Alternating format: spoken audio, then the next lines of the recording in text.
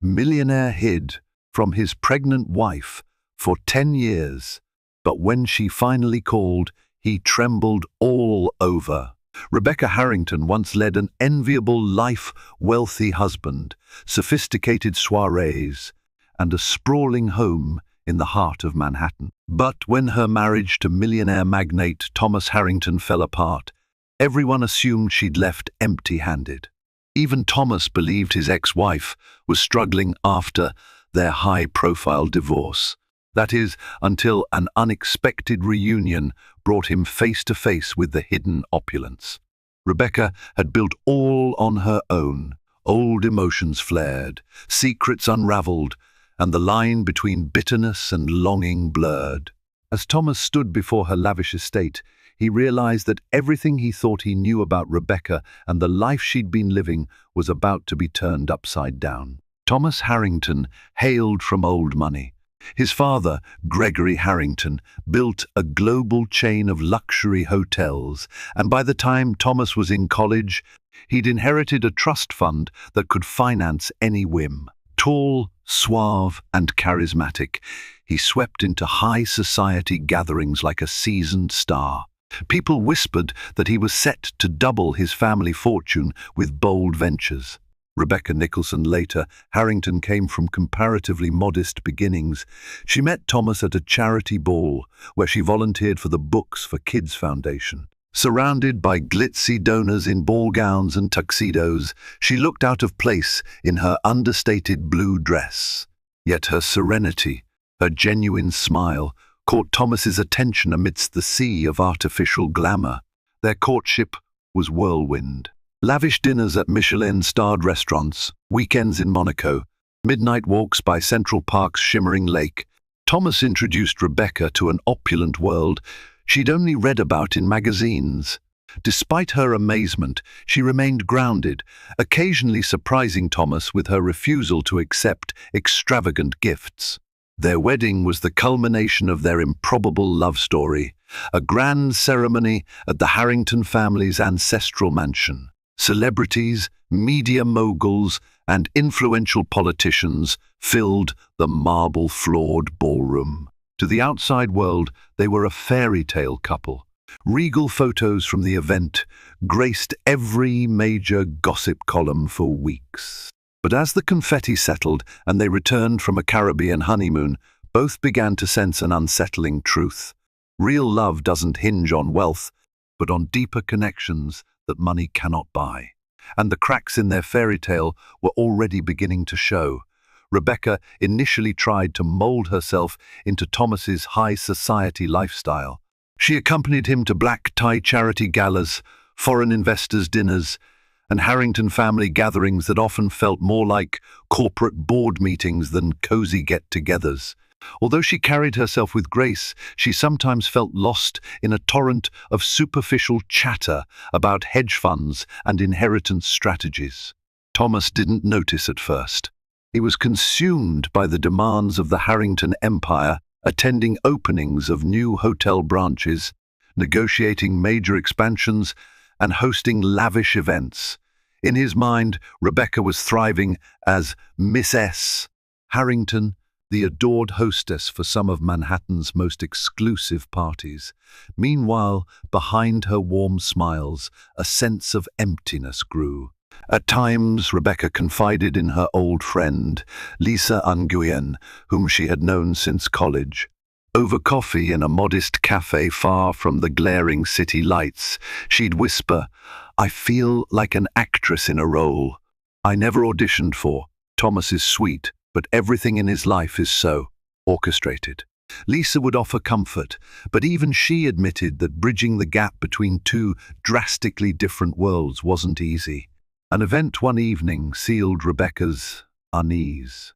During a high-profile fundraiser for an arts institution, Thomas joked to a group of elite patrons that Rebecca's success story is only possible because I rescued her from working-class drudgery. The crowd laughed, but Rebecca's heart sank. She realized that in Thomas's eyes, she might always be the girl he elevated, rather than an equal partner. Though Thomas's remark had been casual and not meant to wound, it exposed a hidden truth. The cracks in their marriage were deepening. Money, power, and reputation were overshadowing the simple affection they once shared. Soon, they would each realize that an expensive facade can only conceal so much for so long. As the months passed, more instances highlighted the disconnect between them.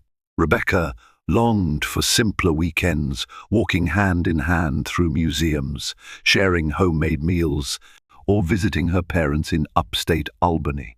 But Thomas preferred indulging in exclusive clubs, rubbing shoulders with potential investors, or traveling to exotic locales for business negotiations.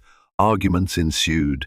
They began as minor disagreements, her frustration about missing a friend's birthday for a boardroom dinner, or his annoyance at her lack of interest in the Harrington brand's expansion. Each dispute ended with no real resolution. After all, Thomas believed providing a life of luxury proved his devotion. To him, that was love. Meanwhile, Rebecca just wanted genuine closeness, not a never-ending performance in high society. Growing tensions bubbled over one evening after a family dinner at the Harrington mansion. Thomas's mother, Camilla Harrington, made an offhand comment comparing Rebecca's table manners to those of the blue-blooded wives in their circle. Rebecca retorted, pointing out that not everyone worshipped at the altar of status. The argument escalated, culminating in Thomas siding with his mother out of habit. The ride back to their penthouse was steeped in stony silence. Within days, divorce rumors permeated the hush of their social scene. Friends whispered that Thomas's pride had been wounded and that Rebecca was ungrateful. Others quietly championed Rebecca, admiring her for not bending under relentless pressure. For the first time, the Harrington name was associated with conflict, not wealth or success. The final straw arrived on a winter night when a vicious argument led to both of them flinging angry words they couldn't retract. In the midst of tears and regret, they realized that the once romantic vows had dissolved into an irreparable verdict. Their marriage had unraveled beyond repair. The divorce was swift, orchestrated by Thomas's high-powered legal team. Harrington attorneys descended like hawks, determined to protect the family's fortune. Despite the outward appearance of civility where Thomas insisted, "I'll ensure she's well taken care of," the actual negotiations revealed a different story.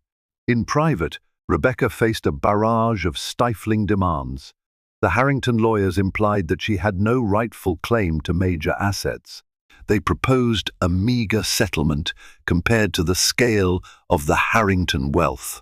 Their subtle intimidation tactics ranged from reminders of the Harrington family's influence to the mention of non-disclosure clauses that threatened her if she ever tarnished the family's name. At first, Rebecca was tempted to fight. She felt anger coil within her, outraged at the suggestion that her contributions to the marriage amounted to so little. But she hesitated.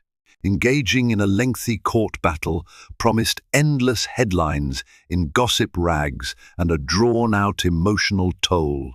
More than anything, she wanted to move on and begin healing from the heartbreak. In the end, a compromise was reached, a moderate financial package, along with some personal belongings dear to Rebecca, like her mother's heirloom brooch and a few pieces of artwork she loved. Once the divorce papers were signed, she left quietly, refusing to feed the tabloids' frenzy.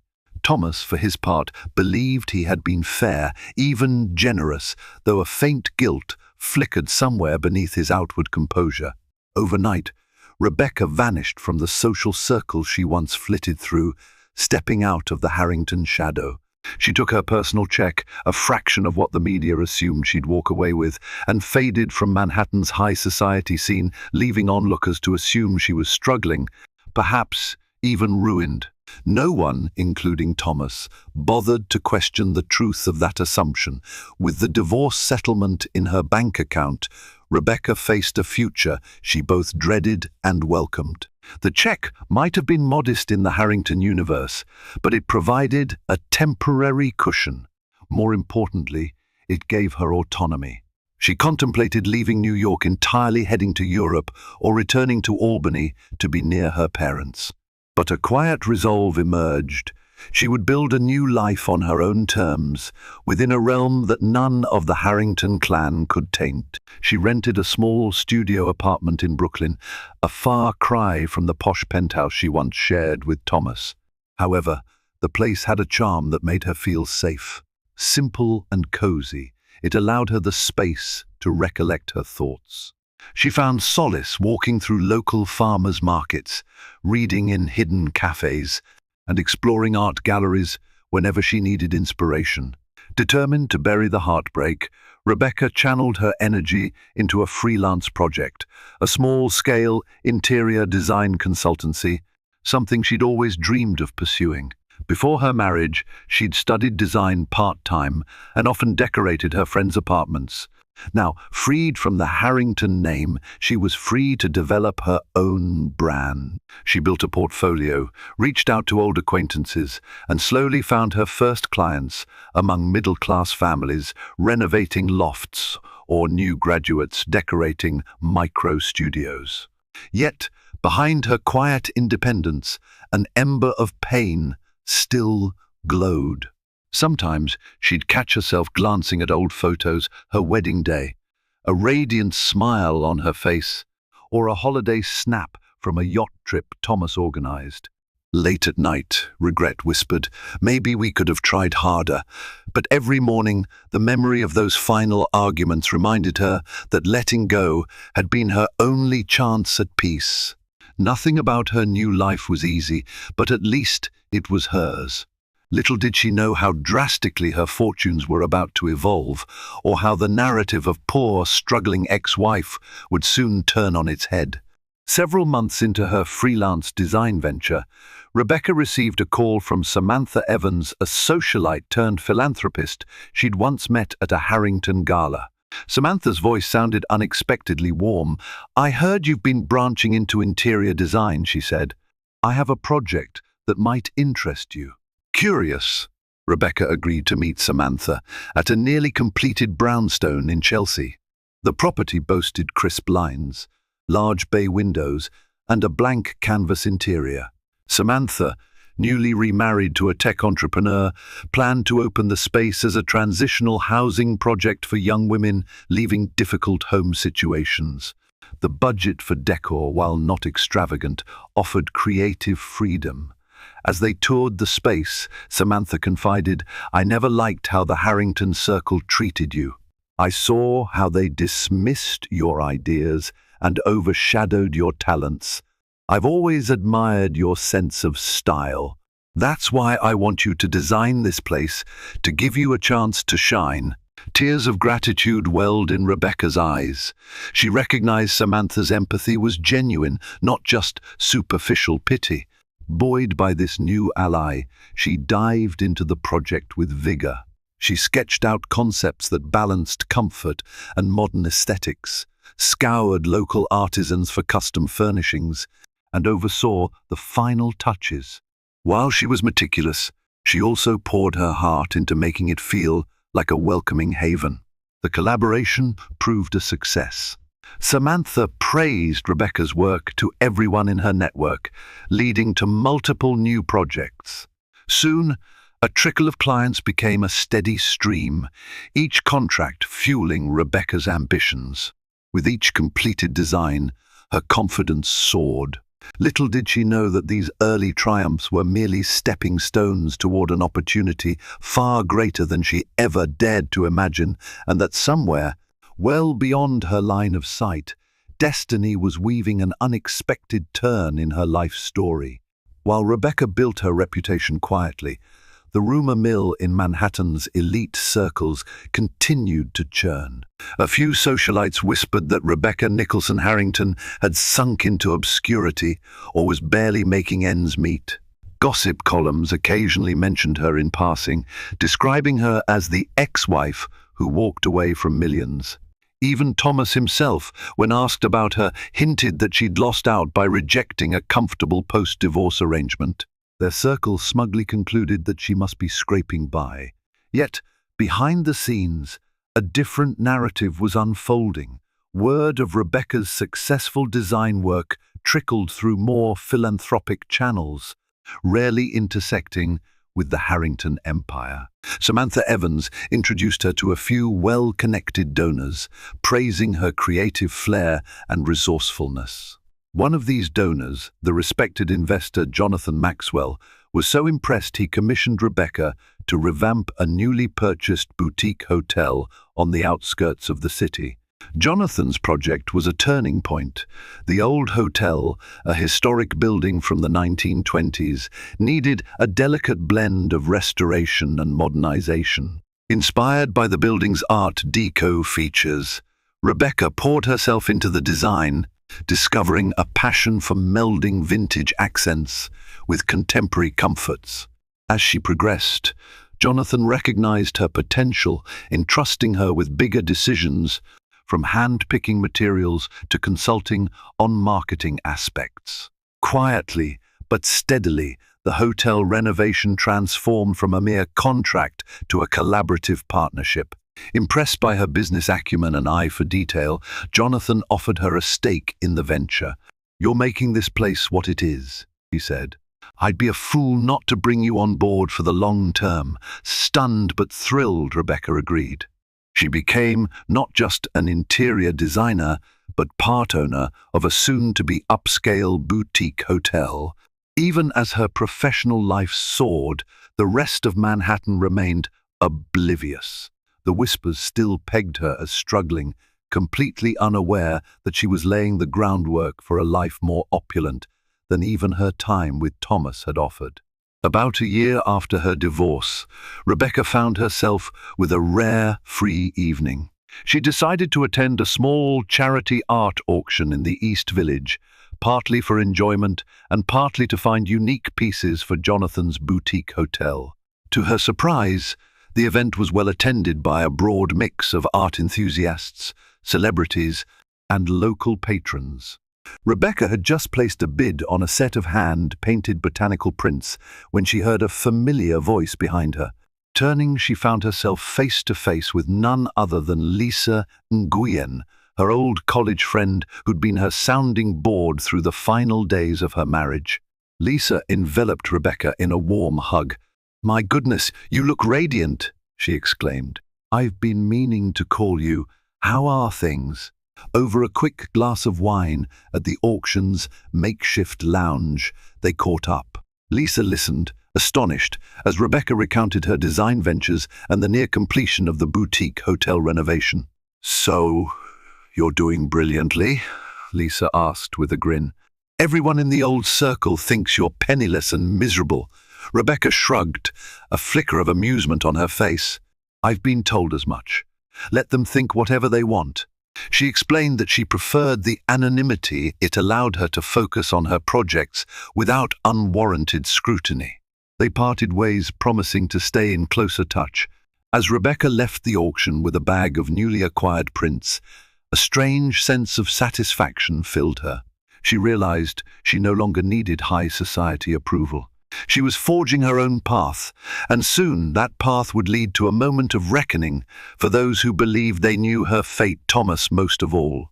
Tucked away in a serene corner of Westchester County, behind tall marble gates and winding driveways, stood a sprawling estate that Rebecca secretly acquired through a trust set up by Jonathan Maxwell.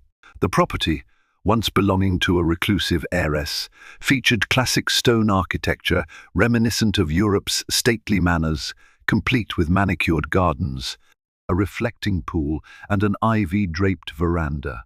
The decision to purchase such a property came after Jonathan and Rebecca's boutique hotel project flourished, earning rave reviews and turning a surprising profit.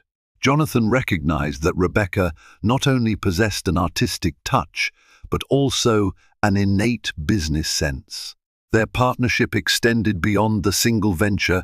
Rebecca found herself receiving dividends that dwarfed her initial divorce settlement. With those earnings, she chose to invest in real estate that could also serve as a personal sanctuary. In many ways, the estate symbolized her newly found independence. Although the house was enormous, She furnished it carefully, elegant but cozy reading nooks, richly colored walls showcasing local artists, and rooms dedicated to her interior design hobbies. She also installed a small studio to experiment with color schemes, textiles, and furniture layout for upcoming projects. Only a handful of trusted friends knew about the house's existence: Samantha Evans, Lisa Nguyen, and of course Jonathan Maxwell. They often joked that it felt like a secret fortress, a place where Rebecca could design, dream, and plan her next moves without the intrusion of paparazzi or the prying eyes of the Harrington set. Little did they realize how soon the estate's gates would swing open to visitors from Rebecca's past. Fate had a way of drawing old connections back together, and it wouldn't be long before the man who assumed she was down on her luck would see the grand expanse of her hidden life with his own astonished eyes. As Rebecca thrived in her private world, Thomas Harrington's life was not as smooth as outward appearances suggested. Sure, he remained a fixture in high society galas, accompanied by a rotating roster of influential business partners and, sometimes, glamorous dates. But behind his tailored suits and practiced smiles, he wrestled with a gnawing emptiness. The Harrington empire was stable, yet growth had stagnated. A risky hotel expansion in Asia had encountered local regulatory hurdles, draining capital and raising eyebrows among the Harrington board members. Thomas found himself under pressure to deliver results as swiftly as possible. Gossip murmured that the golden boy might be losing his touch. Privately, he also harbored guilt about the divorce. He'd told himself Rebecca's exit was best for both of them, but occasionally he wondered if he had undervalued her contributions and trivialized her feelings.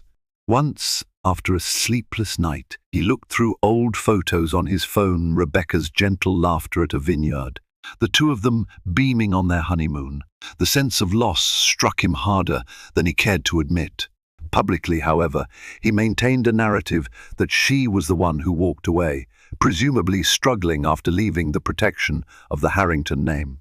He convinced himself that she'd taken a small settlement because she didn't want a public fight, and that, given her modest background, she was content with little. The story conveniently absolved him of deeper introspection. Then came the news about a blossoming design star named Rebecca Nicholson, credited with an upscale project in Westchester and a boutique hotel transformation. The name was too close to ignore. Whispers among certain circles hinted that it was Thomas Harrington's ex-wife. Confusion arose. How could she manage such high-end ventures if she was truly struggling? Eventually, these conflicting rumors reached Thomas, weaving a tapestry of lies he had once believed. It wouldn't be long before his curiosity and perhaps a pang of jealousy drew him into a confrontation with the reality of Rebecca's new life. Rebecca's star continued to rise in the design world. Alongside Jonathan Maxwell, she took on multiple boutique properties that needed her refined creative touch. She juggled renovations in Soho, expansions in the Hudson Valley, and even a new venture to modernize a Victorian bed and breakfast in Nantucket. Each project spotlighted her hallmark style elegance with a hint of warmth and garnered glowing press coverage in lifestyle magazines. This media attention ultimately led to a high society function dedicated to celebrating innovative architecture and interior design. The event, dubbed Urban Renaissance, promised to bring together real estate tycoons, influential designers, and philanthropic patrons. Unbeknownst to Rebecca, the planning committee was chaired by none other than Camilla, Harrington Thomas's mother, who had become actively involved in cultural fundraising ever since her husband's health declined. Lisa Nguyen, who worked behind the scenes at the event, recognized the potential for awkwardness, but also saw a professional opportunity for Rebecca. So she made a strategic decision. She pushed for Rebecca to be part of the evening's spotlight presentation, showcasing her significant role in reimagining heritage properties. When Rebecca received the gilded invitation, she hesitated. An event hosted by Camilla Harrington? Memories of condescending remarks flooded her. Yet Lisa's encouragement helped. This is your moment. Show them you're more than just someone's ex-wife. You're a force in your own right. Reluctantly, Rebecca agreed to appear. She had no desire to rub her success in anyone's face. But if stepping onto a public stage could open further doors for her business, she was willing to endure any discomfort. And so, with that surprising invitation in hand, she prepared to re-enter a world she'd escaped, uncertain of how her presence would be received or what new tensions might arise between her and the Harringtons.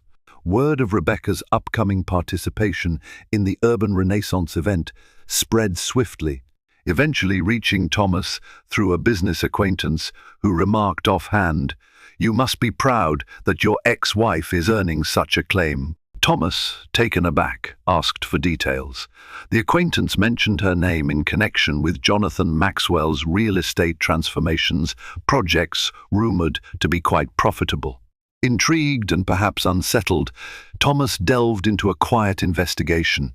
He had one of his junior associates look up public records for any business or property holdings under Rebecca Nicholson.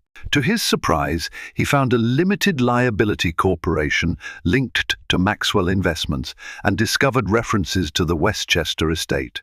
The property's rumored purchase price dwarfed the small settlement she had accepted during the divorce. Confusion festered.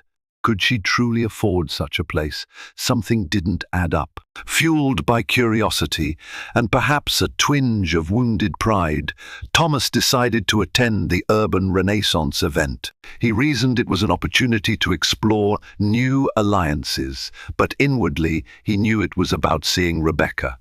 A decade earlier, she had been the sweet, unassuming woman who walked away with next to nothing. The notion that she had orchestrated a quiet fortune piqued him. On the night of the event, he arrived at the grand ballroom with a measured air of confidence. Even though his nerves churned, he exchanged pleasantries with fellow moguls, nodding politely at the mention of new projects. But beneath the veneer, one question loomed. What had Rebecca become since their divorce? And how on earth had she scaled these heights? When he finally spotted her across the room, poised in a sleek, floor-length gown, surrounded by admirers, Thomas felt his heartbeat stutter. She looked radiant, distinctly at ease in a crowd that once unnerved her. At that moment, he realized he was about to confront a past he'd never fully put to rest.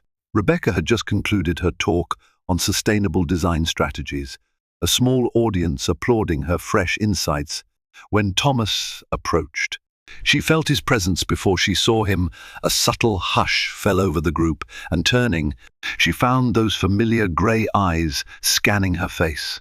They greeted each other politely, as though exchanging niceties at a minor social event. He congratulated her on the success of her projects with a forced smile.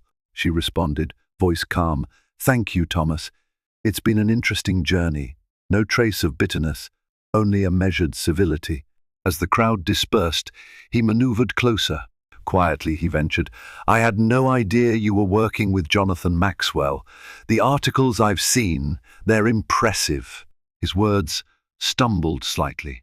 "I'm sorry for not realizing sooner how talented you are," Rebecca exhaled, carefully weighing her response. "We always had different views. I never blamed you for that." She cast a glance around the ballroom, mindful of eavesdroppers. "Anyway, I'm doing fine now." She turned to go, but he reached out, gently touching her elbow. "Wait, could we talk privately?" Her first instinct was to refuse, but a flicker of curiosity prodded her. With a nod, she led him out to a terrace lit by fairy lights that overlooked the city's twinkling skyline. There, in the twilight hush, Thomas finally voiced the question that had haunted him ever since he caught wind of her success. "Rebecca, how did all this happen? The new ventures, the Westchester estate. I thought you were..." He paused. nearly saying struggling, but recoiled at the condescension that word implied. She held his gaze, her expression unreadable. "Not everything in my life was as you assumed," she said softly, "and if you really want answers, you'll have to visit me. See for yourself." Thomas found himself torn. Accepting Rebecca's invitation meant stepping out of his comfort zone, admitting that maybe he'd misread her entire post-divorce life. But he also sensed an underlying challenge in her words, a silent test of whether he was willing to discover truths that might unsettle him. Spurred by a swirl of curiosity, regret, and wounded ego, he agreed. The following week, they arranged for him to visit her Westchester estate. In the days leading up to the appointment, Thomas felt a strange mix of anticipation and dread. On one hand, he'd see for himself that she wasn't the broken, needy figure he presumed. On the other hand, he worried that unveiling her newfound success might cast him in an unflattering light, exposing how shallow his assumptions had been. When he mentioned his plan to his mother, Camilla Harrington, she scoffed. "What's the point of groveling before that woman now? She can't possibly have matched the Harrington fortune." Thomas bristled at her tone. Though he once echoed her perspective, a voice inside him argued that maybe Rebecca had every right to stand on her own. His pride warred with a growing empathy he tried to bury. Finally, the appointed day arrived. Thomas drove himself out to Westchester, refusing a chauffeur for once. The changing scenery, skyscrapers fading to rolling hills, felt like a metaphor for a transition in his life he couldn't yet define. He recalled memories of how he and Rebecca once talked about country getaways. They'd never materialized, overshadowed by Harrington obligations and city pomp. By the time he turned onto a winding driveway lined with century-old oaks, his heart pounded. If nothing else, he thought, this will settle my questions. I'll see her world and decide where we stand. While Thomas prepared for his personal pilgrimage to Rebecca's new domain, storm clouds gathered in the Harrington boardroom. Executives raised concerns about the stalled overseas expansion. Investors clamored for reassurance that the brand wouldn't falter, especially if the Harrington name's prestige took a hit. Sitting at the head of a long mahogany table, Thomas listened to them dissect spreadsheets and marketing strategies. He struggled to focus. Lately, his mind drifted to memories of Rebecca's resilience, the quiet times they shared before money and status overshadowed their bond, and the upcoming meeting that both thrilled and unsettled him. Amid the finance talk, one board member, the austere Michael Thompson, pointedly asked Thomas about his leadership priorities. Thomas responded with practiced confidence, but inside he felt a restless dissatisfaction. As they adjourned, he realized that for all the Harrington Empire's might, he felt increasingly hollow. Despite the veneer of wealth and recognition, he lacked the sense of genuine purpose that once shimmered in the earliest days with Rebecca. After the meeting, he retreated to his office. He stared at the city skyline through floor-to-ceiling windows, his reflection superimposed on the glass. In that fleeting moment, he saw not the triumphant figure he once fancied himself to be, but a man haunted by the absence of authenticity in his life. He glanced at his phone, recalling the hush in Rebecca's voice when she invited him to see her estate. A swirl of guilt and hope pressed on him. For years, he believed that once she left, her trajectory would be downward. Now, a new realization dawned. Perhaps he was the one who'd been stagnating, even while perched atop one of Manhattan's most coveted dynasties. Days before Thomas's Westchester visit, an unexpected visitor arrived at Rebecca's estate, her longtime confidante, Lisa Nguyen. They walked through the sunlit gardens, where Rebecca's design motifs blended seamlessly with nature. Hedges trimmed in precise geometric shapes led to a koi pond set against a backdrop of wisteria vines. The estate's calm energy belied the emotional storm swirling within Rebecca. Lisa had come to share news that a mutual college friend, Henry Caldwell, was in town. Henry, once an aspiring entrepreneur, had become a major success in the tech industry, amassing wealth that rivaled even some Harrington-level fortunes. He'd heard about Rebecca's design ventures and wanted to reconnect, potentially collaborate on philanthropic initiatives.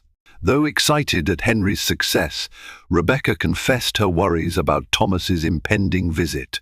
"I can handle seeing him," she said, pacing by the koi pond. "But I'm not sure how I'll feel if he tries to claim some moral high ground or belittle what I've built." Lisa placed a supportive hand on her shoulder. "You've come too far to let him tarnish your accomplishments. Show him the truth, no arrogance, no vindictiveness. If he can't respect your success, that's on him." Reassured, Rebecca guided Lisa through a newly renovated wing of the house, unveiling a private library stocked with design tomes, a writing desk, and a plush reading nook by a bay window. Lisa admired the space, remarking, "You've truly created something remarkable here." Rebecca nodded, a mix of pride and humility washing over her. "I owe a lot to Jonathan Maxwell, but also to people like you who believed in me from the start." Their conversation circled back to Henry Caldwell, whose potential arrival hinted at more collaborative opportunities. As they parted, Rebecca reflected on how life had brought old friends back into her orbit, just as it was returning her ex-husband, placing all these threads on a collision course. On a crisp autumn afternoon, Thomas navigated the final bend of Rebecca's driveway. Tall iron gates parted to reveal an impressive expanse of greenery and a stately mansion peeking through. His pulse quickened with each passing second. How could she afford this, he wondered, wrestling with disbelief. Pulling up to the grand entrance, he noted the intricate stonework and perfectly manicured grounds marked signs of wealth that rivaled the Harrington family home. Even so, everything felt more personal, less ostentatious for the sake of showing off. Rebecca emerged from the main door wearing a simple yet elegant sweater and tailored pants. Her calm smile flickered with a trace of tension.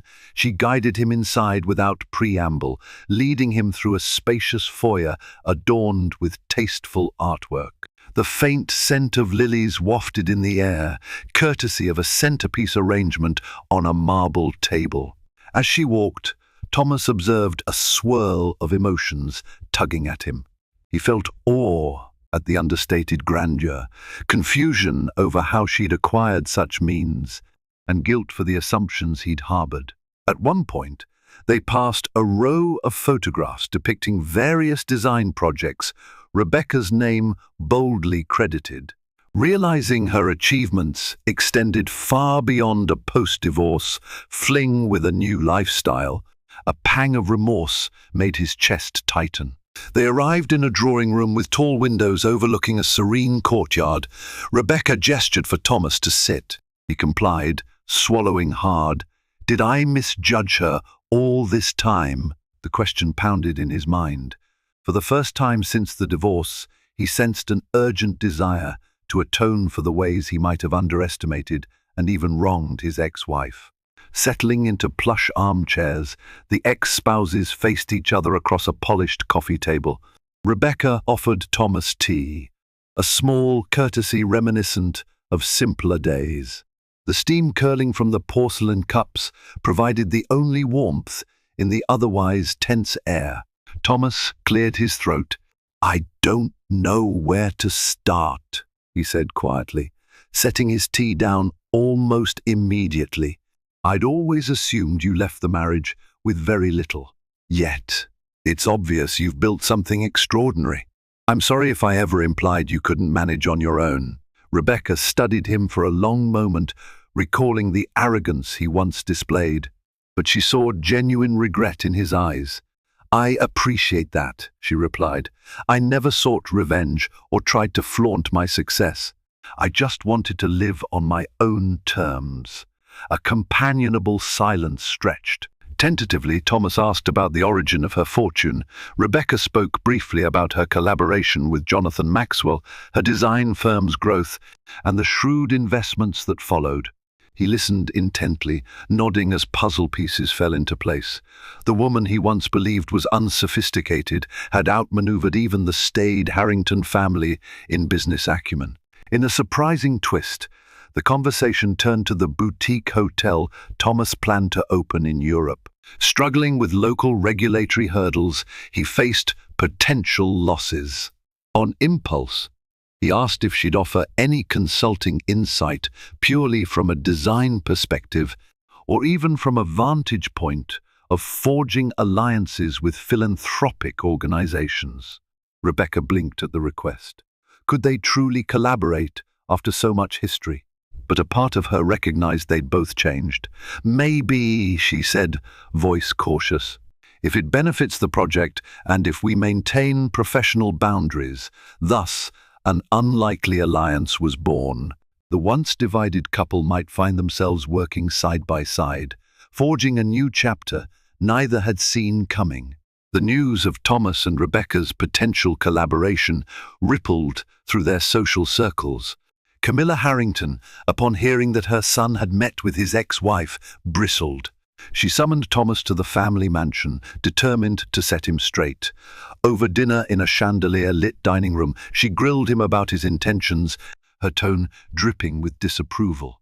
"Thomas, you're meddling with a woman who walked away from this family," she admonished. "Remember how she scorned our name? Don't lower yourself by seeking her help," Thomas sighed. "Mother, the divorce was mutual, and I never said she scorned us, only that our worlds didn't align. Besides, if there's a way for our project to benefit from her expertise, why shouldn't we consider it?" Camilla scoffed. "There are more suitable designers out there. I worry she's only interested in your resources." His jaw tightened. "Actually, she has resources of her own, and they might rival ours." He didn't elaborate on the scale of her estate, but the mention was enough to make Camilla's eyes widen momentarily. She tried to mask her surprise, returning to her usual poise. The possibility that Rebecca was wealthier than they presumed undermined her narrative that the woman was a gold digger. After dinner, Thomas retreated to his old bedroom to gather some files and reflect. The mansion's corridors felt cold, burdened by the weight of tradition and his mother's meddling. The more time he spent with the Harringtons, the more he realized how stifling their environment must have been for Rebecca. A pang of empathy for his ex-wife swelled, reinforcing his determination to maintain a respectful partnership with her, no matter how many eyebrows it raised among the influential Harrington clan. Meanwhile, Rebecca found her circle buzzing with curiosity over her renewed contact with Thomas. Lisa Ungien, who heard bits of the story, delicately probed during their weekly brunch. "So, you're potentially consulting on his project? Are you sure that's a good idea?" Rebecca sipped her cappuccino, wincing at the swirl of conflicting emotions inside her. "I'm not certain," she admitted, "but part of me wants to prove I'm capable of standing as his equal now. He used to overshadow me, whether he intended to or not."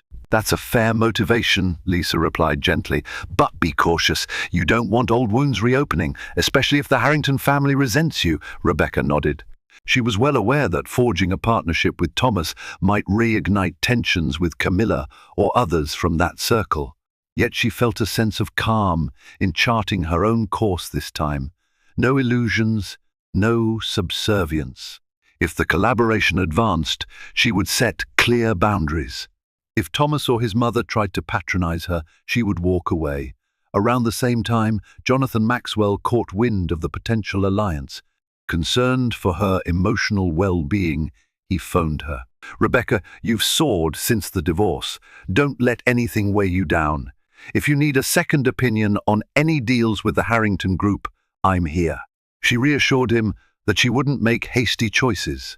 Regardless, the possibility of working with Thomas acted as a test of allegiances for her close friends, and for the Harrington clan.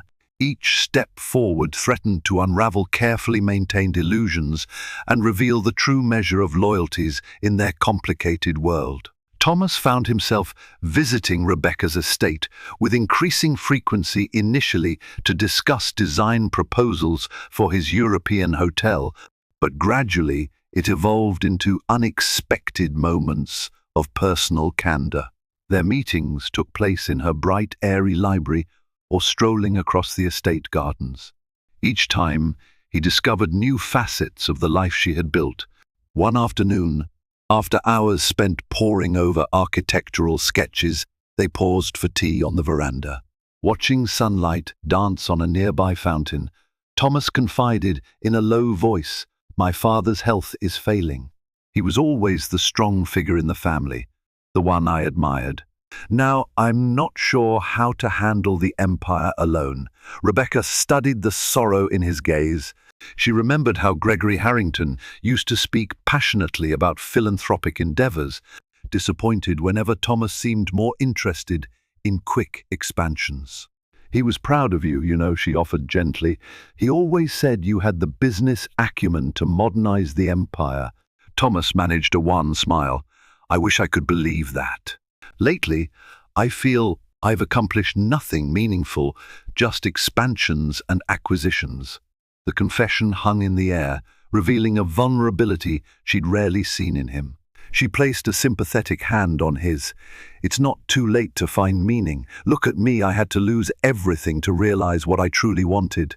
Their conversation drifted, touching on old memories of traveling to the Amalfi Coast, the joy of cooking simple meals in their penthouse's open-plan kitchen.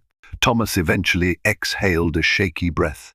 "I never apologized for how I treated you, for how shallow I was. I'm sorry." Rebecca's eyes glistened, her heart stirred by the honesty she once craved. "I accept your apology," she said softly, uncertain whether this signaled a new beginning or simply a fleeting moment of honesty in a lonely man's life. As the weeks of collaboration rolled on, the dynamic between Thomas and Rebecca took a surprising turn. Their partnership for the European hotel project progressed smoothly. He admired her keen eye for detail, her practical suggestions that saved time and money, and her flair for creating unique ambience. In turn, she recognized a different side to him, one more introspective and receptive than the man she had divorced. In unguarded moments, a quiet yearning flickered. Rebecca felt it when Thomas gently guided her hand to show her a blueprint, his touch lingering longer than necessary. Thomas sensed it when he caught a whiff of her familiar perfume, memories of nights once shared washing over him. Neither openly acknowledged it, yet the tension in the air was palpable. They continued their open-air meetings on her estate's grounds, forging a rapport that extended beyond strict business. They shared laughter, recalling comedic mishaps from their marriage, like the time they attempted to re-tile the bathroom themselves, turning the penthouse into a comedic disaster zone. For fleeting instances, they felt like old friends, rediscovering each other's essence. Such closeness brought risks. Thomas occasionally wrestled with guilt about whether exploring these emotions betrayed the memory of all the pain they had caused each other. Rebecca, similarly, felt torn. She cherished her autonomy and feared her heart might be too fragile to survive another heartbreak at the hands of the Harrington clan. Still, desire, once reawakened, rarely recedes easily. Unspoken, it lingered in every stolen glance, each shared smile. Their future teetered on a precipice. Would they remain business allies, revert to a cold distance, or venture into the risky territory of renewed romance? Only time and a confrontation with the past would decide. Jonathan Maxwell had watched the evolving situation with guarded interest. One evening, he requested a private dinner with Rebecca, suggesting they meet at an upscale restaurant in Midtown. Over candlelight, they discussed the boutique hotel's continued success, as well as the philanthropic expansions they were planning. Finally, Jonathan leaned forward. "Rebecca," he said quietly, swirling his wineglass, "I can see Thomas Harrington is back in your orbit." I don't judge that, but I need to ensure your business remains protected. I've heard from certain sources that the Harrington board might attempt a merger or partnership that could overshadow your control. She felt a twinge of alarm. I never intended to hand over any stake in my projects to the Harrington Group. Our arrangement for the European hotel is purely design consultation. Jonathan nodded. I believe you, but you must remain vigilant. If the Harrington family sees your partnership as a chance to reclaim you or your resources, they might push for more than you're comfortable giving. Rebecca bit her lip. She knew Jonathan meant well. The Harrington name commanded power, and even if Thomas's intentions were genuine, corporate wheels could grind mercilessly. I appreciate the warning, she responded. I won't allow them to control my enterprises. Satisfied, Jonathan changed the topic to more pleasant matters, but the conversation weighed on Rebecca long after dinner ended. The next day, she pored over legal documents, ensuring her estate and design firm had robust protections. She might be forging a cautious truce with Thomas personally, but she wasn't naive. She recognized that money and influence could warp even genuine intentions, leaving her vulnerable if she wasn't careful. It seemed the deeper she treaded into the Harrington sphere, the more entangled she risked becoming. Nonetheless, she refused to retreat. If her fortune and achievements were to be unravelled, it wouldn't be without a fight. One crisp evening, with the European hotel project nearing a crucial decision stage, Thomas arrived at Rebecca's Westchester estate for what they'd planned as a final comprehensive review. Under a sky streaked with orange and pink, the two strolled through the manicured garden paths, discussing final design elements. They ended up on a marble terrace overlooking a glimmering pond. The last rays of sunlight danced on the water. Leaning against the balustrade, Thomas hesitated, then spoke. I can't keep ignoring the elephant in the room. We're working well together, but I sense we're also walking a fine line between business and something else. Rebecca nodded, heart pounding. She stared at the reflection of the sunset in the pond. I'd be lying if I said I felt nothing, she admitted, but I left our marriage for a reason. I can't go through that heartbreak again. He turned to face her, sincerity etched in his expression. I understand, but I also realize how much I undervalued you, your ideas, your independence. I won't pretend I've magically transformed, but I do know I don't want to lose you again. A hush fell, the evening breeze rustling nearby trees. Rebecca's mind whirled. Over the past year, she had built an identity separate from him. She overcame his family's belittling attitudes, found success on her own, and learned to stand tall. Could she risk letting him back into her life, both personally and professionally? She drew a shaky breath. I need time, Thomas. We both do. Maybe we continue as partners on this project, see how we manage, and if we can truly respect each other. That was her final word for the night, a cautious proposition offering neither complete rejection nor blind acceptance. He exhaled, relief mingled with trepidation. I'll accept that, he said softly, hoping fate would give them both the second chance they might deserve. The next few weeks felt like a test. Thomas and Rebecca rolled out final design tweaks for the European hotel, ensuring that every detail aligned with local cultural preferences and sustainable practices. The synergy they displayed impressed the Harrington board, albeit stirring curiosity about why Thomas credited so much of the concept to Rebecca Nicholson Designs. Meanwhile, Camilla Harrington seethed. She recognized that Thomas's frequent trips to Westchester signaled more than just professional dealings. She cornered him in the Harrington mansion's grand foyer, cautioning him that re-involving himself with that woman could undermine their family brand. Thomas, surprisingly firm, responded that the partnership was beneficial for the business, and perhaps for him personally. Unbeknownst to them, tabloids caught wind of private meetings between Thomas and his ex-wife. Rumors exploded. Some speculated about a romantic rekindling. Others suggested a bitter confrontation. In truth, the headlines accomplished little except fueling public curiosity. In the midst of the swirling speculation, the final contracts for the European hotel arrived. Rebecca and Thomas found themselves co-signing an agreement that gave her design firm a formal seat at the table, complete with profit-sharing clauses. The magnitude of the financial arrangement dwarfed the original divorce settlement, ironically weaving her life back into the Harrington Empire's sphere of influence. On a quiet evening, after all the documents were signed, they sat in a study at the estate. Thomas gazed at Rebecca, seeing the woman he married, but also a figure far stronger, more confident.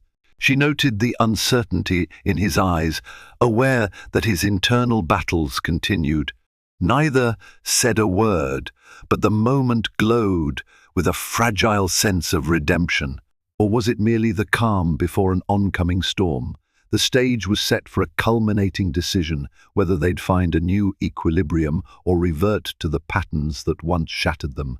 The final confrontation loomed, carrying the weight of old regrets and new possibilities. The unveiling of Thomas and Rebecca's European hotel project arrived in grand style. Media outlets, local dignitaries, and high-profile partners attended the opening ceremony, applauding the cutting-edge design that harmonized old-world charm with contemporary luxury.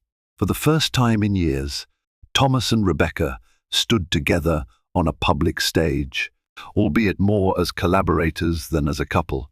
During the gala, reporters swarmed them with questions. One brave journalist asked if the two were reconciling romantically. Rebecca smiled diplomatically, responding, "We're celebrating a professional success, leaving the rest to speculation." Thomas added that they were proud of their shared vision. Neither confirmed nor denied any personal entanglement, leaving tabloids to spin endless theories. Behind the scenes, Jonathan Maxwell extended his congratulations, praising Rebecca for her visionary ideas and commending Thomas for bridging the Harrington brand with forward-thinking design. Even the previously skeptical Harrington board members nodded in approval. The project's initial bookings suggested a lucrative outcome. An impressed hush spread among them. Perhaps the synergy between Thomas and Rebecca was genuinely beneficial, both financially and, perhaps personally. In a quiet corner of the lavish lounge, the two shared a toast. Champagne flutes clinked softly. Thomas, fighting a surge of emotion, murmured, "I owe you more than a thank you. You've shown me what we could have been, and maybe still can be." Rebecca studied him, her eyes revealing layers of caution. She wasn't sure if reviving a romance was wise, but the bond they shared, this unspoken understanding, felt undeniable. "We both changed," she said.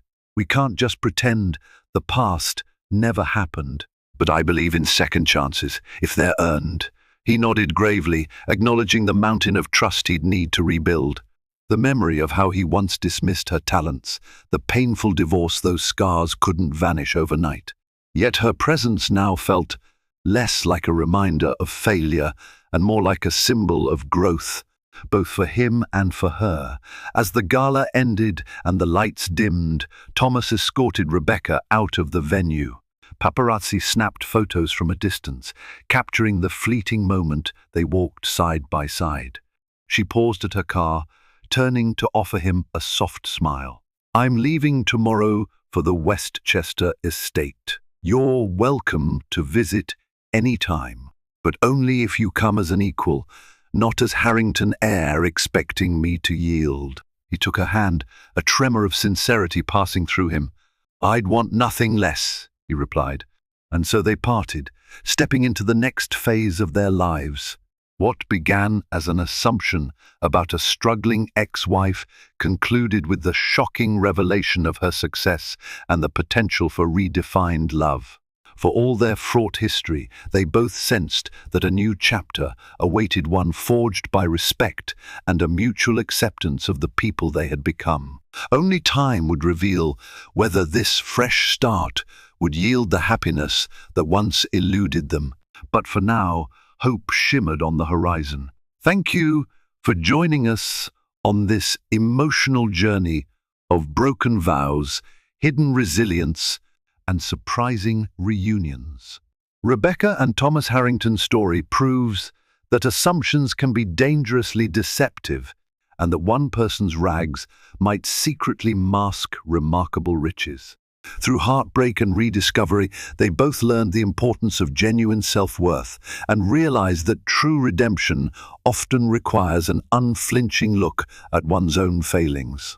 If you found this dramatic tale inspiring, please like the video, share it with friends who love a good redemption arc, and subscribe to our channel for more stories that delve into the complexities of relationships, ambition, and healing. Your support helps us create compelling narratives that affirm the power of resilience. Thank you for watching. And remember, sometimes, the greatest twists in life unfold when we dare to see beyond the illusions we once believed.